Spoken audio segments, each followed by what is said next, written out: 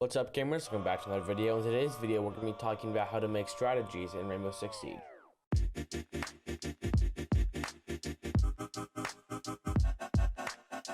Before we go any further, there are links to my Twitch and Twitter in the description below, so make sure you go check those out.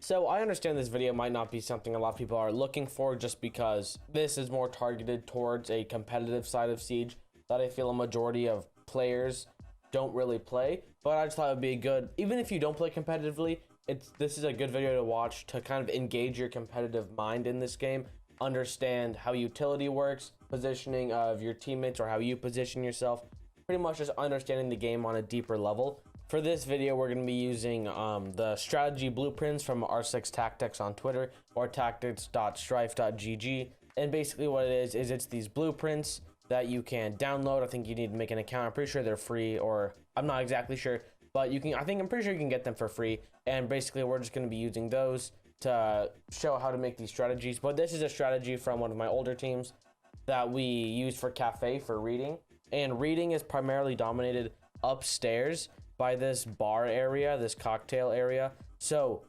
that's why for this strategy we have 3 players playing upstairs with the Maestro, Jaeger, Wamai. And then downstairs we have the smoke and the mute. But there's 3 types of strategies before we go any further. There are strategies to waste time, strategies to get kills, and strategies to pretty much stop the plant, right? Play off like your back foot, try and retake the site or stop them from planting, and play the objective a lot more. This is more of a waste time strategy, as shown by where our operators are positioned, 3 upstairs, 2 on the actual site. But first we're going to be looking at upstairs, and I'm going to explain the reinforcements we use, right?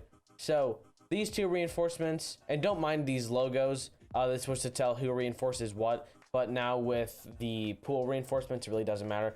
But these reinforcements we have 5 upstairs. This hatch is important because for the attackers, if they want to get downstairs and push into dining, train control is important, and without getting this hatch open, it can be difficult to take train and not waste like a thermite charge or Habana pellets or 2 ace Selmas or Maverick, whatever it may be. These 2 reinforcements over here for Maestro to play cocktail just make it more safe, so he has more protection and can swing bar from behind the reinforcements rather than having to play from right here, and kind of he has more control of the site. And then these 2 reinforcements right here are for stopping the attackers from being able to walk through maybe piano wall into freezer, into cocktail, and then getting upstairs control, basically just to slow them down. This is a strategy more to slow the attackers down. We have now going on to the reinforcements downstairs. These 2 reinforcements here for mute are to stop the attackers from being able to walk into dining. They have to either open up these walls or go through the fireplace, which is really a tight funnel for the attackers to push through, so that's really good for the defenders. These 2 for smoke make it pretty much the same thing. The defenders have to come through this door or this door. They can't just walk through this wall, so that's important to have that reinforced. And then this wall is so that if we have maybe somebody playing laundry, defending either the hallway or stopping the white push, or being able to stop the push through the door or through the wall, they're protected in laundry. So that's why we have that reinforcement there. But going into the utility placements, we have a mute to stop droning and stop the wall. So for example, we have a mute jammer here, and then we also have a mute jammer upstairs. We have 2 upstairs actually. We have one here. This is just to stop them from droning Wamai, and then we have one here to stop them from getting the wall.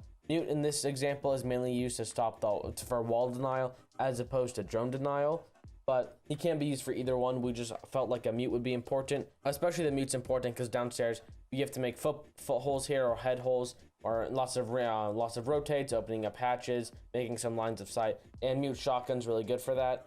Smoke brings his shield to be able to stop them from pushing this door. It's protected by one of Jaeger's ADSs, so they can't just throw a grenade or Zofia or Ash Charge and destroy this shield for free. They have to use some more utility to burn the utility. We have a Maestro Cam and Laundry that can watch through this rotate onto the door and then down this hallway to watch them push down the hall. So that's important there. For upstairs, the utility placements, we have Maestro Cam here to just watch the bar with the barbed wire slowing the push into bar. Wamai has his shield here, so we can play white stairs and watch down the white hallway More barbed wire here just to slow them down. And ADS here. Well, Mai throws his disc primarily around this bathroom area to protect the shield, but he still has an ADS for protection. And then the ADS here next to the Maestro Cam is to protect the Maestro Cam, but also protect the Maestro in bar. Going on to the placement of the operators, Maestro plays here in cocktail so that if anybody tries to push bar, he can swing with his LMG, one of the best guns in the game, and just mow them down. Well, Mai plays here because he can either watch White Hall or through this through these holes we have on the wall here, can watch through this wall into Fireplace. And then lastly, we have upstairs Jaeger, who is placed on stacks here because from this position he can either help Maestro or he can pivot out and help Wamai. So he's more of like a flex area, so he can help either side or whatever is needed. And then downstairs for the operator positioning, we have Smoke in sight, just to, like I said, behind the shield, stop them from pushing into this doorway. And then Mute plays the hallway. He can kind of roam a little bit, but the reason why he plays the hallway here is because he can watch through the footholes into Fireplace, and he's pretty safe here. I don't know where else, but you don't want to put, as you can tell, a lot of people in dining, because when you're in dining, it's not the strongest spot to be holding, because you can't really place too much utility in there, and it's kind of useless. You can hold it really easily from out of the site using these rotates in the wall and then the footholes. So that's pretty much why we have that. But kind of just going over strategies in general, we had the 3 different types. Like I said, this is wasting time because we have the Smoke and the Mute playing downstairs to watch the objective, so the attackers can't just rush through the Fireplace. They'll get shot with the Mute shotgun. Rush dining because Smoke can stop the push with his smokes, and he has a really good shotgun as well. Wamai and Jaeger are really good for stopping projectiles, wasting utility, and wasting time. Same with Mute, because this Mute Jammer is really difficult to get. You can only get it from this window. This Mute Jammer is to stop them from droning, and pretty much all of that, just to stop the walls primarily, because now they have to go upstairs to get this Mute Jammer, and they have to push aggressively onto the dining Fireplace area to get this Mute Jammer, which Mute can stop there. So pretty much, I don't know if this is going to be super helpful for a lot of people, but mainly what you want to think about when you're making strategies is a few things. Most strategies, the process I go through is I pick the reinforcements first, right? So I'm like, all right, we need to protect these walls. We need to get these walls upstairs. We need to get these 2 walls and at least this wall. So now we have a few extra reinforcements. Where do we want to put them? Well, if the attackers are trying to push dining, then we're going to try and stop them from getting this hatch. So reinforce that. This just gives Maestro some more flexibility, so we're going to put one there. And for our last one, we're going to put it in laundry to help anybody playing there. Or if you drop the hatch, you can't get sprayed through this wall. You pretty much, it's kind of a safer area to fall back. And you can nitro cell from this rotate to where they're planting, or nitro cell the breach. So pretty much those were the reinforcements. Then we went into the operators. I went to the operators. Jaeger's really important. I always put him down. We have Maestro because of the 81 bullets, be able to cover this whole area, and he has good intel. Well, Mai's good because he has a shield, so he can watch this area, but also has his magnets, so he doesn't need an ADS. We can repurpose that ADS for somebody else. Smoke's pretty much a go-to like Jaeger because he has a really good strong shotgun for making rotates and close fights. He has a shield, and he has time and plant denial with his smokes. And then Mute we got for wall denial, but also to help Smoke with all these rotates and footholes. And he can play this area really well because if he plays passively, this is probably like, I don't know, 6 meters at the most between these 2 walls. That's plenty of area for Mute to operate in and one-shot anybody that pushes up onto him. But that's pretty much that. And then for the utility placement, I think I kind of went over this, but we have a shield here, protected by the ADS. They can't get this wall, put a Mute Jammer. We don't want them to drone this or get this wall, Mute Jammer. Maestro came to watch these areas. Barbed wire pretty much as intel, but also to slow them down.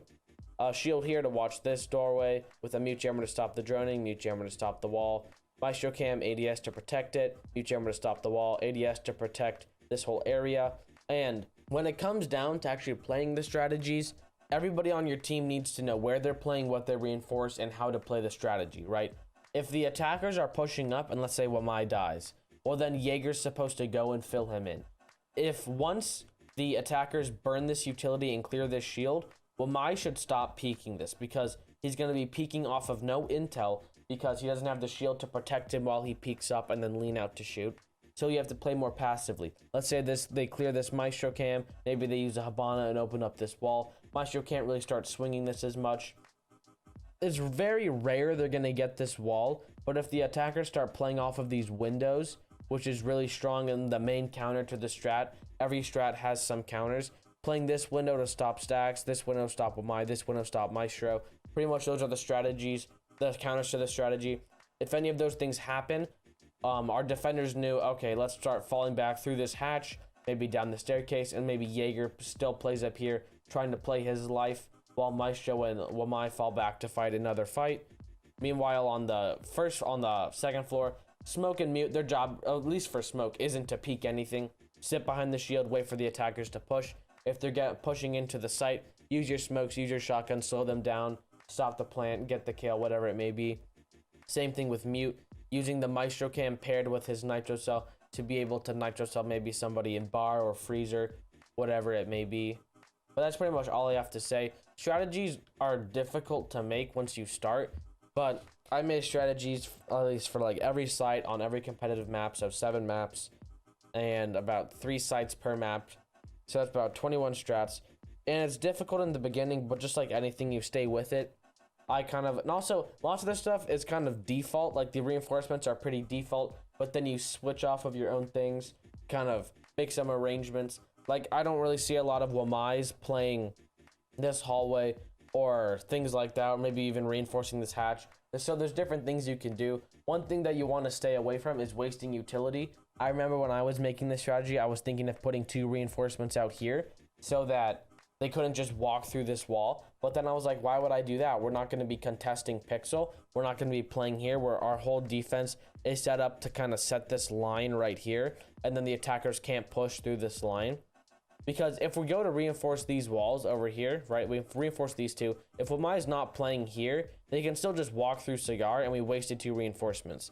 So that would mean maybe we don't reinforce this wall, and we don't reinforce the laundry wall. So you don't want to overextend too much. You want to make sure that where you're putting your utility you're playing. It's like if I was to put the shield or maybe a mute jammer like over here, right? Why would I put a mute jammer there if we have nobody playing there? We have nobody hiding within this area. So the drone denial doesn't really matter too much. They can just walk up and shoot the mute jammer for free. So that's something you need to consider. All of these reinforcements and utility placements are placed to make plays off of. You have this Maestro cam that can watch his barbed wire. Somebody goes and is on the barbed wire. Maybe Maestro's on cam. Jaeger can flex over and shoot the guy on the barbed wire. Or somebody's meleeing or walking through this barbed wire. The Wamai can peek up on the left side, and then the Jaeger can swing on the right side. You double peek the guy here, and then there's nothing they can really do. He's being peeked by 2 people. But pretty much that's it. You don't want to waste your utility. And strats are a lot of trial and error, right? This strat didn't work the first time we did it, or maybe it did, I don't really remember, but it took at least 3 or 4 tries to get everybody's reinforcements down, memorized, everybody's rotations, where they're playing, how they're playing, and every time you play it, it's going to be different. The attackers are going to bring different operators, push different things. It's all about making a strat that's flexible for multiple pushes and has kind of like a backup plan. Like I said, if they're playing these windows, our strategy was to fall back. It's a little problematic, especially for this site, if you go and you try to fall back onto this objective, because then you just give up the upstairs. So you want to try and waste time and then fall back, or maybe you just play your life. But it pretty much just depends on how you want to make the strategies and play it. This was just an example. This strategy actually did really well for us. But hope you enjoyed this video. If you did, remember to like and subscribe. I stream pretty much every day. Link in the description below. Thank you for watching, and peace out, gamers.